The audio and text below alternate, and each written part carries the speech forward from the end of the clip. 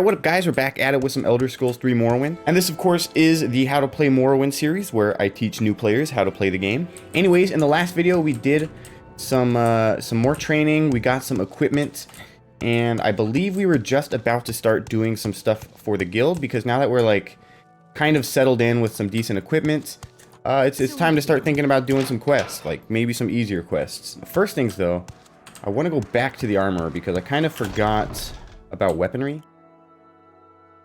of which this guy has none. Real quick though, what I actually want to do. The person down here sells athletics training. I kind of want to get some athletics training. Oof, yeah, I'm going to need more money for that. Oh, yeah, speaking of which, so one thing that I probably should have mentioned, probably in the first video, honestly, but to be completely honest, it's not like all of a loss to have not mentioned it, because if this is your actual like first playthrough, you probably don't want to be messing with things such as like spears, but it is worth mentioning. Morrowind does have some weapon skills that exist that do not exist in Oblivion, and especially not in Skyrim. So in Skyrim, you have like your one-handed and your two-handed skill, and that encompasses every like melee weapon in the game, right? Well, in this game, obviously, it's more like Oblivion, where you had like long blade and short blade and blunt and block, or blunt and axe and all that stuff, right? However, Morrowind throws some extra stuff into the mix here. Or at least one extra stuff. We have the spear skill. So spears are a weapon in the game, and they are also their own separate skill. There are also like staves, like I guess there were staves in Oblivion and Skyrim, but these staves are like slightly different for some reason. They're not like used for casting spells necessarily. They are used as actual weapons, and they count as a blunt weapon. And also the fact that the staves aren't really like I think you have like long staves too, if I remember correctly. Like you have just like long like whacking sticks basically, and then you have ones that look more like a mage's staff, but they both function the same as like just a blunt weapon essentially. So that's worth noting, as well as the fact that within the marksman skill, you also have throwing knives, throwing stars, throwing darts, as well as crossbows. So you actually have a lot of options in this game when it comes to combat. Whether or not you're doing magic, ranged, or melee, you actually do have way more options in this game than you do in any of the other Elder Scrolls games. Probably not the case for Arena and Daggerfall. I'm sure those have some weird things in them that Morrowind doesn't have. But either way, it's worth noting that there are some extra things you can mess around with. Now, as far as getting more weapons goes, I'm going to try two places. We got the pawnbroker and the trader. So we'll try the trader first. He might have like a a steel saber or something for me. We'll see. A whole lot of short blades, that's for sure. Yeah, Fiend Katana is almost worth it, but it's definitely too expensive. For some reason, that guy sells like fake-ass Daedric weapons. He sells like weapons that have a bound weapon enchantment on it. Like, oh, they're just as good as a Daedric weapon, dude. No, they're not. They're not. And you have... Ooh, shit. It's gonna need some repair, but damn, that's worth it. Hell yes. Silver longsword, perfect. So we've got 2 to 14, 1 to 20, 4 to 18. This is still technically better. Alright, never mind. Fuck it. This game actually confuses me sometimes. It really does. I guess we'll just stick with the iron saber for now. If we find a steel one, that's cool, but the iron saber is actually like probably the best weapon you can get early game, damage-wise. And I guess cost-wise too. Anyways, now that we've done like nothing for 5 minutes, let's go find some orders. So the first job you do for the Fighters Guild is actually a pretty easy one. You're literally just killing rats, so you shouldn't have really any struggle with this quest at all, regardless of what your build is, unless you're doing something dumb like using the wrong weapon. So obviously we covered that in the first video. Don't be going out with your short blade that you just found off the table trying to kill stuff. Use something that is more suited towards your stats. If you chose short blade, you might actually do pretty well with it, so that's a different story, but not everybody chooses short blade, and it's almost more likely that you didn't choose short blade and that you have a low short blade level. Anyway, so this is the first quest for the Fighters Guild, Jerain, Thelis, whatever. And fun little Easter egg, they have like a second version of this quest in Oblivion, and I think it actually is. If it's not the first quest for the Fighters Guild, it's one of the first quests for the Fighters Guild in Oblivion.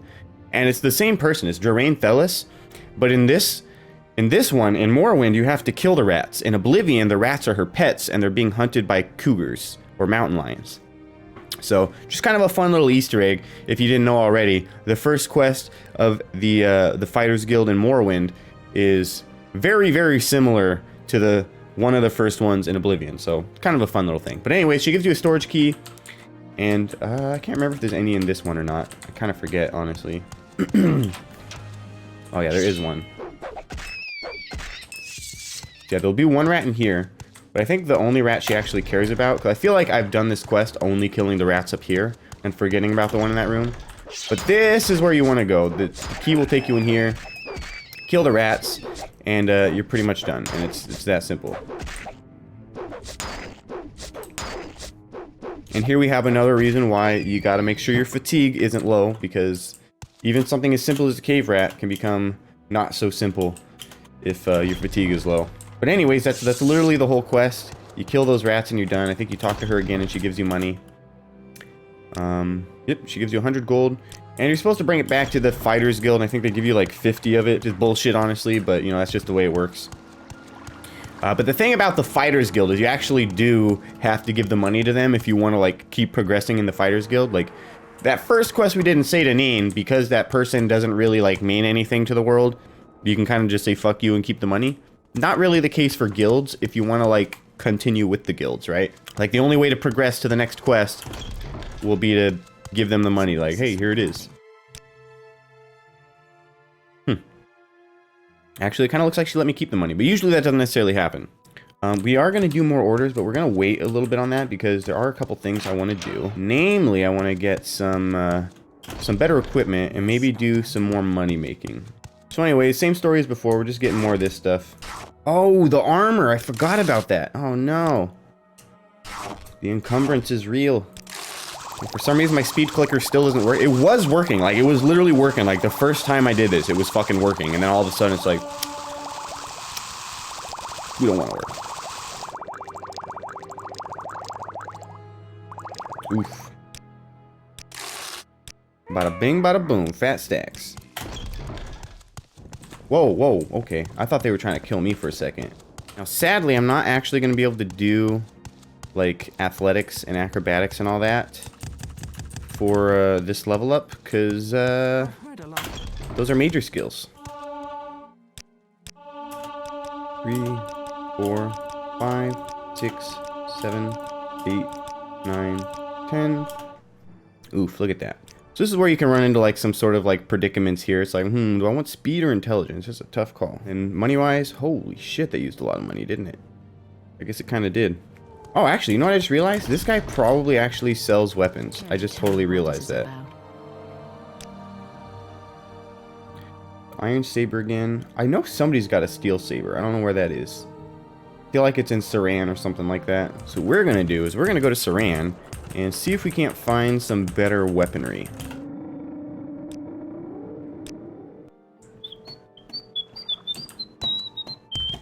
We got a smith here. Oh, and I guess it's also worth noting that there's halberds too. That falls under the spear category. Kind of forgot about that one. But yeah, as you can see, it can like low-key be kind of difficult to find a decent fucking weapon sometimes. It's just kind of how the game is. Maybe the pawnbroker will have something broken for me. This place almost has good stuff. Like if you had short blade, that glass dagger would be nice, probably. Now, I know this guy has some half-decent enchanted stuff, so that is also an option for sure. Oh, and they got the drow. I don't know. Actually not as good as I thought it would be. Well, damn, here I was expecting to like actually find like a weapon or something, but you know, apparently not. So it looks like we're not gonna be able to get one of those weapons, but I think what we should do is hop into the Mages Guild real quick and see what those quests are all about, because again, if you're just starting out this game, you might not want to tackle like Fighters Guild quests where you actually have to fight stuff. So once again, a good place to start is the Mages Guild, because oh, we gotta speak to somebody else, Ajira. But really the main thing here is that like the first several quests for the Mages Guild do not require... Why do you choose to stand right the fuck here? I don't fucking get it. All right, hold up, pull up. I'm not standing in the way. Let me walk in the way. Oh, okay, now I'm in the way. Now I can stand. Anyways, the first several quests of the Mages Guild are basically like, go find these mushrooms. Go find these flowers. Ajira needs samples of Luminous Russula, Violet Copernus, Bungler's Bane, and Hypophacia. Ajira knows where you can find all of these on the Bitter Coast. The easiest way is to go south along the River Odai until you see a wooden bridge across the river. Get out of the river and find a path west over the hills. So reading this information, the Odai River is the river in Balmora. It wants us to follow the river south until we see a wooden bridge. Then we get out of the river and find a path west over the hills. Low-key sounds like this bitch literally wants us in the river. I don't know about all that. So anyway, here's your Odai River. And you know, as much as I want to jump in it and follow it, I know I'm going to be traveling like super slow as soon as I do. See, which bridge is it? I said a wooden bridge. This isn't quite a wooden bridge yet.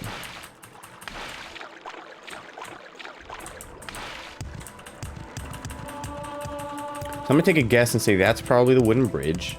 And by the way, when you're traveling, jump and run everywhere, because then you'll raise your athletics as well as your acrobatics whenever you travel. Not only that, but you do technically move faster if you hop while you jump, while you walk. So you're kind of killing two birds with one stone. Not only you're moving faster, but you're training two skills while you travel.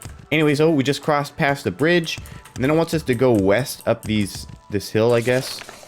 Look for a way over the hills to the west. And then, yeah, I don't know. I guess supposedly there's going to be mushrooms over here or something. I don't know. Although, to be fair, this does look like a pretty shroomy place. Luminous Rustla. Sweet.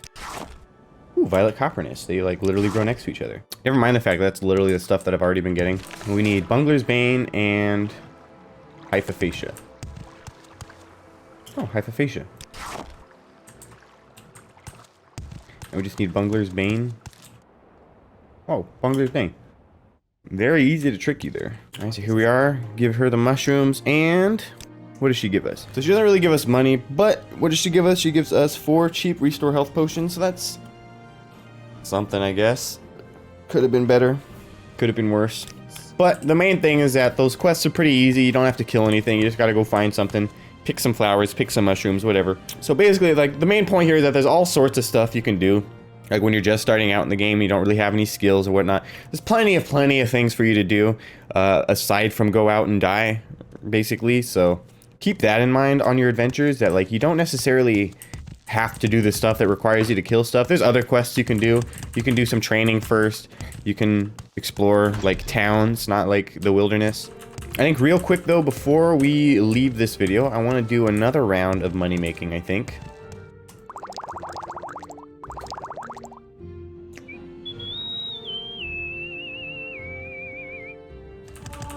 Shit. 2, 3, 4, 5, 6. No! 1, 2, 3, 4, 5, 6, 7, 8, 9, 10. Let's see, what do you got? You gotta have some strength stuff, right? Oh shit. I just realized he's got that. Alright, fuck it. We're doing speed.